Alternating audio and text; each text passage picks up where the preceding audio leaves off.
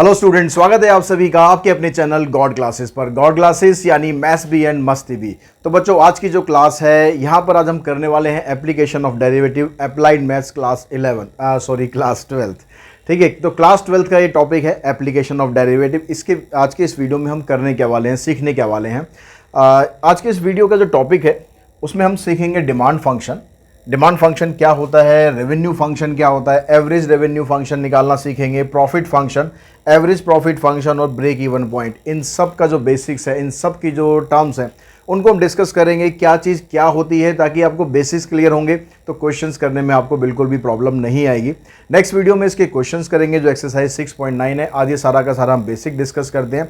अब ये basic skip बिल्कुल मत करना, बहुत इंपॉर्टेंट होता है, क्योंकि अगर बेसिक से आपको क्लियर नहीं होंगे तो क्वेश्चंस आपको करने में हमेशा प्रॉब्लम आएगी। तो बेसिक्स पर हमेशा ज़्यादा ध्यान दो। क्वेश्चन एक दो कम कर लोगे चल जाएगा, लेकिन अगर बेसिक में एक भी टर्म छोड़ दी तो फिर आगे जाके प्रॉब्लम होती है। तो इसलिए पूरे वीडियो को ध्यान से देखेंगे, समझेंगे, और कोई प्रॉब्लम आएगी तो कमेंट बॉक्स में कमेंट करके मुझे बताएंगे। कोशिश करूंगा कि मैं आपकी उस प्रॉब्लम को सॉल्यूशन दे सकूं। तो सबसे पहले स्टार्ट करते हैं हम डिमांड फंक्शन के बारे में कि what is the meaning of demand function. देखिए, मार्केट के अंदर नॉर्मली आप लोगों ने मोस्टली जो कॉमर्स के स्टूडेंट होंगे या ह्यूमैनिटीज़ के भी स्टूडेंट है, इकोनॉमिक्स में आपने पढ़ा ही होगा कि जो मार्केट में जो डिमांड होती है किसी भी चीज़ की, उसके लिए कई सारे फैक्टर्स जो है वो काम करते हैं। अब उस समय जो प्रोडक्ट आप लॉन्च करने वाले हो उसकी उस समय की जो वैलिडिटी है, मतलब उस समय उसकी नीड कितनी है, ये डिपेंड करता है। और जिस मार्केट में आप वो प्रोडक्ट डालने वाले हो वहाँ के जो आसपास का जो एरिया होता है, या अगर आप ऑनलाइन भी डालने वाले हो तो देखा जाता है कि भाई जो लोग हैं, मतलब उनकी परचेजिंग पावर उस समय कितनी है। परचेजिंग पावर अच्छी होगी तो डेफिनेटली आपका प्रोडक्ट बिकने के ज़्यादा चांसेस होंगे। परचेजिंग पावर कम होगी तो चांसेस कम हो जाएंगे। तो इस तरह के कई सारे फैक्टर्स होते हैं। कस्टमर क्या उस समय पसंद कर रहे हैं, क्या चीज़ ट्रेंड में चल रही है। ठीक है, जैसे आज मोबाइल की अगर हम बात करें, इतने इतने मोबाइल रोज़ आते रहते हैं तो कस्टमर भी परेशान हो जाता है। तो एक आपको ट्रेंड देखना पड़ता है, कंपनी को ट्रेंड देखना पड़ता है कि भाई आजकल किस तरह के जो फ़ोन्स हैं उनकी डिमांड्स ज़्यादा है मार्केट में। तो ज़्यादा है जो उसी चीज़ के अकॉर्डिंग जो कंपनी है वो अपना प्रोडक्ट बनाने की कोशिश करती है। या कोई और बिज़नेस भी लेंगे तो सभी में कोशिश ये की जाती है कि जो मार्केट की जो डिमांड है उसके अकॉर्डिंग कुछ प्रोडक्ट लाया जाए, ताकि उसके हिसाब से जो कंपनी का रेवेन्यू है वो बढ़ाया जा सके। तो यानी जो डिमांड होता है, लेकिन अगर हम जनरली अगर हम सारे फैक्टर्स को एक तरफ रख दें, सारे फैक्टर्स को हम कांस्टेंट मान के चलें, हम सिर्फ बात करें कि डिमांड और प्रोडक्ट का जो प्राइस, अगर हम इन दोनों फैक्टर्स को ध्यान में रखते हुए, बाकी फैक्टर्स अभी हम साइड में कर रहे हैं, उनको कांस्टेंट मान के चल रहे हैं, तो जनरली क्या होता है, अगर किसी चीज़ का जो प्राइस है वो ज़्यादा होता है, उसकी डिमांड कम होती है। यानी अगर ग्राफिकल रिप्रेजेंटेशन की अगर बात करूं डिमांड फंक्शन के लिए, जैसे ये हमारे पास ग्राफ आ गया और इधर रखा हमने इसकी, इस साइड में हम ले लेते हैं इसकी प्राइस, ठीक है, और यहाँ पर ले लेते हैं हम डिमांड। तो प्राइस जितनी ज़्यादा होगी, मान लो मैं प्राइस यहाँ पर रख रहा हूँ, जितनी ज़्यादा होगी डिमांड कम होगी। प्राइस कम आया, डिमांड बढ़ी, प्राइस कम हो रहा है, डिमांड आपकी बढ़ रही है, प्राइस कम हो रहा है, डिमांड बढ़ रही है। तो इस तरीके से जो डिमांड फंक्शन है वो इस तरीके से बिहेव कर रहा है। जनरली जो मार्केट होती है वो इस तरीके से काम करती है। अगर आप किसी प्रोडक्ट की प्राइस ज़्यादा रखोगे तो डिमांड उसकी कम होगी, लेकिन अगर वो रीच में आ जाता है कस्टमर की तो उसकी जो डिमांड है मार्केट में ओब्वियसली बढ़ती जाती है। अगर प्रोडक्ट में दम होना चाहिए, मेन बात तो ये है। तो अब यहाँ पर जो डिमांड फंक्शन होता है, डिमांड फंक्शन आप दो तरीके से एक्सप्रेस कर सकते हो। डिमांड फंक्शन अगर हम दो तरीके से एक्सप्रेस कर सकते हैं, एक होता है कि आप ऐसे लिख सकते हैं x equals to F of P. यहाँ पर जो क्वांटिटी है, क्वांटिटी डिपेंड करती है प्राइस पर, क्वांटिटी डिपेंड ऑन प्राइस।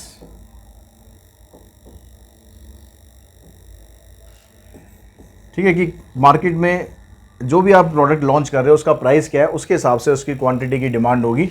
तो इसके अकॉर्डिंग ये एक डिमांड फंक्शन हो गया। जैसे अगर हम लें एक फंक्शन की भाई x equals to 3p plus में 5। अब यहाँ पर इस P के अकॉर्डिंग P जितना ज़्यादा बढ़ेगा डिमांड भी आपकी उतनी ज़्यादा बढ़ेगी, P घटेगा तो डिमांड भी आपकी उतनी कम होती जाएगी। यानी यहाँ पर प्राइस जो है वो डिसाइड कर रहा है कि डिमांड मार्केट में क्या होगी। और दूसरा तरीका होता है डिमांड फंक्शन को शो करने का, ये होता है P equals to F X. यहाँ पर जो प्राइस है, प्राइस डिपेंड करता है डिमांड के ऊपर, प्राइस डिपेंड्स ऑन डिमांड। तो इसको आप इस तरह से शो कर सकते हो, P equals to 3x plus 6। तो यहाँ पर जो x हो x जो भी होगा उस x के अकॉर्डिंग आपकी जो p है वो बढ़ेगी या घटेगी। यानी अगर जनरली हम बात करें तो हम ये कह सकते हैं कि x और p यानी क्वांटिटी और प्राइस, उसके बीच में जो भी एक रिलेशन होता है, चाहे वो रिलेशन इस तरीके से आप लिखो, चाहे वो रिलेशन आप ऐसे लिखो, ये दोनों ही डिमांड फंक्शन कहलाते हैं। यानी relation between the price of the quantity and the number of quantity, इसके बीच में जो रिलेशन होता है उसी को हम बोलते हैं डिमांड फंक्शन। अगर अब मान लो आपने जो डिमांड है वो पूरी कर दी, पीछे हमने कॉस्ट फंक्शन में हमने पढ़ा था कि जो आप कुछ प्रोडक्शन कर रहे हो तो आपने कुछ पैसा भी लगा दिया, मार्केट में सप्लाई कर दिया, लेकिन करा किस लिए भाई? करा तो हमने रेवेन्यू जनरेट करने के लिए ना। अब रेवेन्यू हमने जनरेट किया तो रेवेन्यू फंक्शन हमारा क्या बना? रेवेन्यू फंक्शन,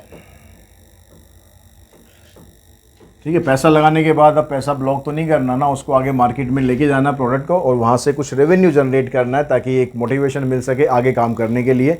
अब उस रेवेन्यू को जनरेट करने का फार्मूला क्या होता है? रेवेन्यू आप कैसे जनरेट करते हो? मान लो आपने कोई क्वांटिटी बना दी, आपने 100 कोई क्वांटिटी बनाई, आपने उसका कुछ प्राइस रखा 1 यूनिट का, तो उस क्वांटिटी को जब हम उसके प्राइस से मल्टीप्लाई करेंगे तो उससे जो पैसा आएगा वही क्या होगा? वही तो रेवेन्यू होगा। तो रेवेन्यू का फार्मूला बिल्कुल सिंपल सा है, revenue equals to price of each quantity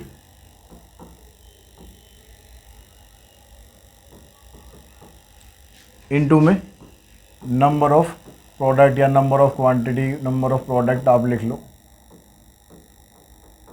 तो जो प्राइस ऑफ ईच क्वांटिटी है इसको हम डिनोट करते हैं P से, और क्वांटिटी को डिनोट करते हैं हम X से, और रेवेन्यू को आप डिनोट कर सकते हो सिंपली R से भी लिख सकते हो या R ऑफ X, इस तरीके से भी लिख सकते हो। तो यानी रेवेन्यू फंक्शन है, उसका फार्मूला बन गया P इंटू में X। P क्या है यहाँ पर? प्राइस ऑफ ईच यूनिट है, और X क्या है यहाँ पर? जो क्वांटिटी आप प्रोड्यूस कर रहे हो, जो क्वांटिटी आप सेल कर रहे हो, ठीक है। प्रोड्यूस तो आपने कर दिया, जो काम करना था कर दिया, अब आपको उसको मार्केट में सेल करना है। तो सेल करने के लिए आपको X को P से मल्टीप्लाई करोगे तो यहाँ से आपको जो पैसा मिलेगा टोटल मिलाकर वो होगा आपका रेवेन्यू। अब रेवेन्यू हमने निकाल दिया, तो जैसे हमने पीछे कॉस्ट फंक्शन में पढ़ा था हम एवरेज कॉस्ट निकालते थे, आप ऐसे यहाँ पर एवरेज रेवेन्यू भी निकाल सकते हैं। एवरेज रेवेन्यू, तो एवरेज जब भी आप निकालेंगे तो एवरेज का फार्मूला हमेशा क्या रहेगा? जो टोटल आपके पास होता है उसको क्वांटिटी से हम डिवाइड कर देते हैं। तो यहाँ पर टोटल एवरेज रेवेन्यू निकाल रहे हैं तो टोटल रेवेन्यू ऊपर होना चाहिए। टोटल रेवेन्यू को आप डिवाइड कर देंगे नंबर ऑफ क्वांटिटी यानी X से। अब यहाँ पर रेवेन्यू का फार्मूला क्या था? PX। तो PX को अगर मैं X से डिवाइड करूँगा तो X से X कैंसिल कर जाएगा, यानी एवरेज रेवेन्यू जो होता है ये प्राइस ऑफ ईच क्वांटिटी के बराबर ही होता है। तो जब भी आपसे एवरेज रेवेन्यू पूछ लिया जाए तो सीधा सीधा आप ये लिख सकते हो, जो भी P फंक्शन दिया होता है वही आपका आंसर है, ठीक है। अब यहाँ पर आपने पैसा लगा दिया, पैसा कमा भी लिया, लेकिन एक्चुअल में कमाई क्या हुई, यानी प्रॉफिट आपको क्या हुआ है? ये तो रेवेन्यू होगा, ये तो मार्केट से आपने जितना पैसा कलेक्ट किया वो हो गया, लेकिन इस कलेक्ट किए गए पैसों में वो पैसा भी तो है ना जो आपने प्रोडक्शन में लगा दिया है। अब प्रोडक्शन में लगाने के बाद आप देखोगे भाई आपको प्रॉफिट कितना हो रहा है, तो प्रॉफिट फंक्शन निकालते हैं उसके लिए। अब प्रॉफिट फंक्शन क्या होता है? सिंपली बिल्कुल मतलब जनरल लैंग्वेज में आप बात करो, प्रॉफिट हम कैसे निकालते हैं? प्रॉफिट अगर हम कोई काम कर रहे हैं तो हम प्रॉफिट कैसे निकालते हैं? जितना हमने मार्केट से पैसा लिया मतलब कमाया, उसमें से जो पैसा हमने लगाया उसको माइनस कर दो, that is called profit function, ठीक है। तो चीज़ों को बड़े मतलब जनरल तरीके से आप समझो, उसको जनरल लाइफ के एग्जांपल से समझो, बड़े अच्छे तरीके से आपको समझ में आ जाएगा। तो प्रॉफिट फंक्शन का फार्मूला क्या बन गया भाई? आपने टोटल पैसा कितना कमाया? रेवेन्यू। आपने लगाया कितना? कॉस्ट। तो रेवेन्यू को अगर हम कॉस्ट से मल्टीप्लाई करेंगे तो ये बन जाएगा आपका प्रॉफिट फंक्शन। अब इस प्रॉफिट फंक्शन के अंदर एवरेज प्रॉफिट अगर आप निकालना चाहें कि भाई आपको एवरेज प्रॉफिट हो क्या रहा है क्वांटिटी के हिसाब से, तो एवरेज प्रॉफिट का मतलब है कि आप प्रॉफिट को एवरेज प्रॉफिट, ठीक है, एवरेज प्रॉफिट के लिए आप क्या करेंगे? जो प्रॉफिट है उसको आप डिवाइड कर देंगे X से, या आप सीधा सीधा आप ये भी कह सकते हो कि जो एवरेज प्रॉफिट है, average profit equals to average revenue minus average cost. तो एवरेज प्रॉफिट का जो फार्मूला है, एवरेज रेवेन्यू में से आप एवरेज कॉस्ट माइनस कर दो तो आपका निकल जाएगा एवरेज प्रॉफिट। अब प्रॉफिट भी कमा लिया, ठीक है, पैसा भी लगा दिया, कॉस्ट फंक्शन हो गया, पैसा कमा भी लिया, रेवेन्यू फंक्शन हो गया, और वहाँ से हमने माइनस करके निकाल भी लिया कि प्रॉफिट आ गया। अब क्या रह गया? अब रह गया यहाँ पर एक ब्रेक इवन पॉइंट। तो what is the meaning of break even point? Break even point का मतलब है कि जब भी आप मार्केट में वो सेल कर रहे होते हो, अपना प्रोडक्ट सेल कर रहे होते हो, तो एक ऐसा पॉइंट आता है जहाँ पर आपका पैसा जो है ना फुली रिकवर हो जाता है। यानी आप एक तरह से टेंशन फ्री हो गया, जितना पैसा लगाया था ना कम से कम उतना तो आ गया, वो टेंशन तो खत्म हुई। अब उसके बाद क्या होती है? उसके बाद बारी आती है प्रॉफिट की। जो भी आप उसके बाद कमाओगे वो प्रॉफिट होगा। तो वो पॉइंट, वो स्पेशल पॉइंट जहाँ पर आप टेंशन फ्री हो गए हो, जहाँ पर आपको ये टेंशन खत्म हो गया, जितना पैसा लगाया था कहीं वो तो डूब नहीं जाएगा, वो सारा आपका रिकवर हो गया, तो that point is called break even point. यानी इस पॉइंट पर आने के बाद आपका जो प्रॉफिट है वो है अभी ज़ीरो। अभी आपने कुछ कमाया नहीं है, लेकिन कुछ गंवाया भी नहीं है, मतलब अभी आप माइनस में भी नहीं हो, प्लस में नहीं हो तो माइनस में भी नहीं हो, यानी अभी आप बिल्कुल बैलेंस पोजीशन पर हो। अब उसके बाद जो पैसा आएगा आपका, वो आपका प्रॉफिट बनेगा। तो यानी जो ब्रेक इवन पॉइंट होता है, ब्रेक इवन पॉइंट, इस ब्रेक इवन पॉइंट पर आप ये कह सकते हो कि जो प्रॉफिट होता है आपका वो ज़ीरो के बराबर होता है। ठीक है, ना अभी प्लस में हो ना माइनस में हो, अभी बिल्कुल आप बराबरी की पोजीशन पर हो, अभी कोई टेंशन आपको नहीं लेनी है। अब यानी इसको आप, जो प्रॉफिट फंक्शन होता है, प्रॉफिट फंक्शन क्या होता है हमारा? Revenue minus cost. तो आप इसको ऐसे भी तो लिख सकते हो कि रेवेन्यू में से मैं कॉस्ट को माइनस कर देंगे तो भी वही ज़ीरो के बराबर है। या फिर आप इसको ऐसे भी तो लिख सकते हो कि जो कॉस्ट फंक्शन है आप उसको उधर ले जाओ, तो रेवेन्यू इक्वल्स टू कॉस्ट। यानी जितना पैसा आपने लगाया था उतना पैसा आपने कमा लिया, तो दोनों हो गए बराबर। दोनों बराबर आ गए, तो इस टाइम पर जो रेवेन्यू फंक्शन है और जो कॉस्ट फंक्शन है, उन दोनों को जब आप रखोगे यहाँ बराबरी पे, तो आपके पास एक एक्स की वैल्यू आ जाएगी, और वो एक्स की वैल्यू ही आपका ब्रेक इवन पॉइंट होगी। ठीक है, उस पॉइंट पर आप ये कह सकते हो कि भाई मैंने अगर इतना प्रोडक्शन कर लिया ना और इतना मार्केट में मैंने सेल कर दिया, तो यानी मेरा नो प्रॉफिट नो लॉस पर मैं आ जाऊँगा। एक क्वेश्चन और कर लेते हैं इसको समझने के लिए, ब्रेक इवन पॉइंट को स्पेशली। आपका जो एग्जांपल है यहाँ पर, एक एग्जांपल नंबर ले लेते हैं हम सेकंड, इसमें ब्रेक इवन पॉइंट आपको निकालना है। ठीक है, एमएल की बुक में से एग्जांपल सेकंड है, इसमें कहता है the fix cost of a new product is ₹18,000। Fix cost आपको दे रखी है 18,000। Example number 2,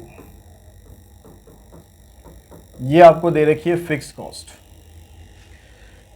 and the variable cost per unit is ₹550। अब वेरिएबल कॉस्ट पर यूनिट है, पर यूनिट मतलब एक यूनिट की कॉस्ट है 550, तो यानी वेरिएबल कॉस्ट आपकी टोटल कितनी बन गई? अगर मैं नंबर ऑफ क्वांटिटी मान के चल रहा हूँ कि x है, तो वेरिएबल कॉस्ट बन गई हमारी 550x। If the demand function is px equals to this, demand function आपको दे दिया इसने, डिमांड फंक्शन दिया 4000 माइनस 150x। तो अब यहां से पूछता है आपको find the break even values, break even value, break even point, कैसे भी पूछ ले, मतलब आपसे ये पूछ रहा है कि भाई ऐसी कौन सी पोजीशन होगी, x की ऐसी क्या वैल्यू होगी जिस पर आप नो प्रॉफिट नो लॉस पर आ जाएंगे। तो सबसे पहला काम तो क्या होगा, आपको कॉस्ट फंक्शन बनाना है। कॉस्ट फंक्शन बनाना हम ऑलरेडी सीख चुके हैं, जो पिछली वीडियोस थी, एक्सरसाइज थी 6.8, उसमें कॉस्ट फंक्शन ही बनाए थे। तो कॉस्ट फंक्शन क्या था? फिक्स कॉस्ट प्लस में वेरिएबल कॉस्ट। तो फिक्स कॉस्ट आपके पास है 18,000 और वेरिएबल कॉस्ट है 550 इंटू में x। तो ये कॉस्ट फंक्शन आ गया। उसके बाद बनाते हैं रेवेन्यू फंक्शन। रेवेन्यू फंक्शन जैसे अभी हमने डिस्कस किया, भाई कितना रेवेन्यू आपने जनरेट किया, कितना रेवेन्यू जनरेट किया, वो निकालने के लिए जो P है यानी प्राइस ऑफ ईच क्वांटिटी है, उसको x से मल्टीप्लाई करेंगे।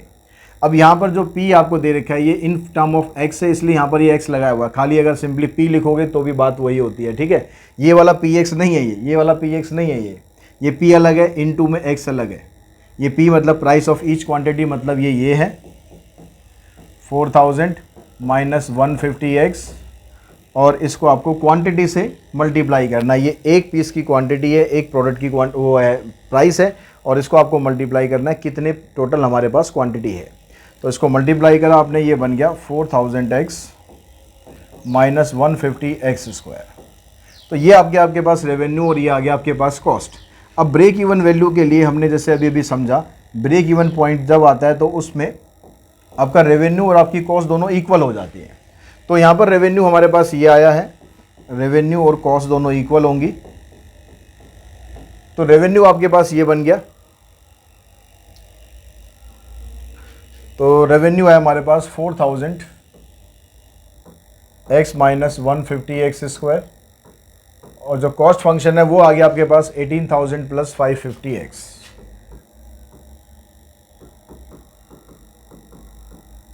तो ये जितनी भी टर्म्स है ना, सारी टर्म्स को आप इस एक तरफ कर लो पहले, और ये दोनों एक्स स्क्वायर वाली टर्म्स को कोशिश करो हमेशा पॉजिटिव रखने की, ताकि आपको फैक्टर बनाने में आसानी रहे। तो ये हो जाएगा 150x², इसको उधर ले जाते हैं।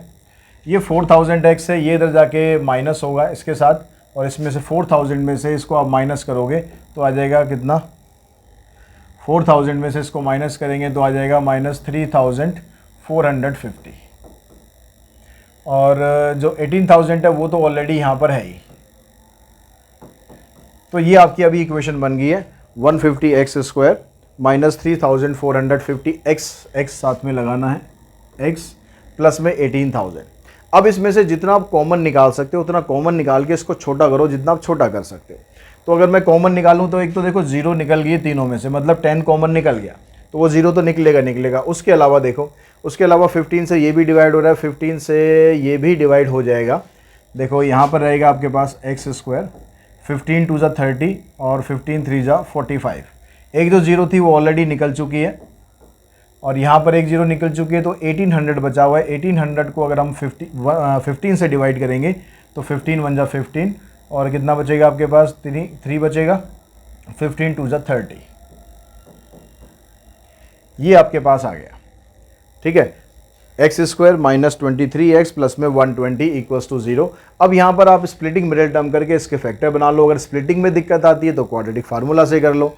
अब यहाँ पर अगर मैं स्प्लिटिंग करूँ तो 120 के फैक्टर होते हैं 15 और 8, 15 8 ज़ा 120, और 15 8 को प्लस करेंगे तो 23 भी आ गया। तो यानी यहाँ पर एक फैक्टर आ गया आपका 15, दूसरा फैक्टर आ गया 8। तो यहाँ से हम x की वैल्यू निकालेंगे तो आ जाएगी x की वैल्यू 15, और यहाँ पर आ जाएगी x की वैल्यू 8। तो ये दो वैल्यू आ गई आपके पास 15 और 8, मतलब ये दोनों आपके ब्रेक इवन वैल्यूज़ हैं। दोनों वैल्यूज़ पर ऐसा होगा जब आपका जो प्रॉफिट है वो बराबर हो जाएगा, 0 के बराबर हो जाएगा, या आप कह सकते हो कि जो रेवेन्यू और कॉस्ट है वो दोनों आपस में इक्वल हो जाएंगे। तो किसी एक फंक्शन में एक से ज़्यादा भी ब्रेक इवन वैल्यूज़ आ सकती हैं।